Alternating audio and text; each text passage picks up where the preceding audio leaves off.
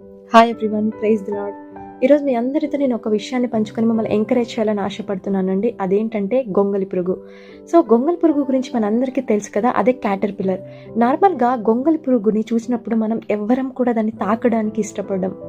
ఎందుకంటే అది అంత అందంగా ఉండదు, దాని స్ట్రక్చరు అంత మంచిగా ఉండదు. కానీ ఎప్పుడైతే ఆ గొంగలి పురుగు సీతాకోక చిలుకగా మారుతుందో, ఆ గొంగలి పురుగుని చూసి అసహించుకున్న మనమే ఆ సీతాకోక చిలుకని ఇష్టపడడం మొదలు పెడతాం. అది మన జీవితంలో కూడా ఒక్కొక్కసారి మనము అటువంటి సిచ్యువేషన్స్ని ఎదుర్కోవాల్సి వస్తుంది కదా.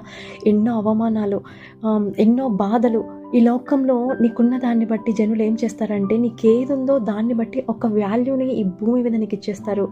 సో నువ్వు ఇంతే చేయగలవు, నువ్వు ఇంతకు మించి చేయలేవంటూ నీకంటే ఒక వాల్యూని ఇవ్వడం మొదలు పెడతారు.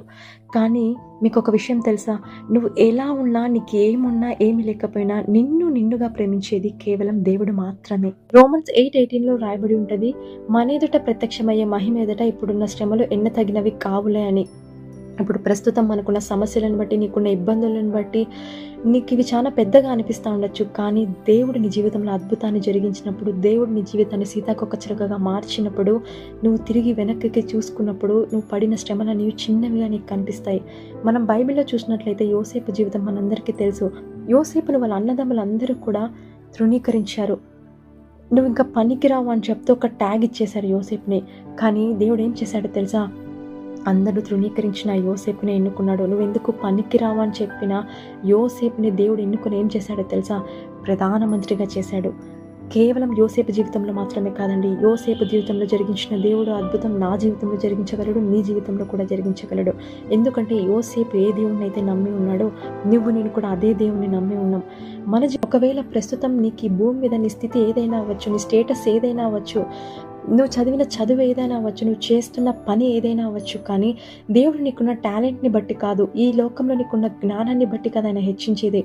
నువ్వు ఆయన యందు విశ్వాసం ఉంచినప్పుడు, ఆయన నమ్మినప్పుడు, ఆయనకు ఒబీడియన్స్ చూపించినప్పుడు దేవుడు నీ జీవితంని కూడా సీతాకోక చిలుకగా సో ఫైనల్లీ ఆ గొంగలి పురుగు ఎలాగైతే సీతాకోక చిలుకగా ఖచ్చితంగా మారుతుందో, ప్రస్తుతం నీ జీవితం మారాగా ఉందేమో.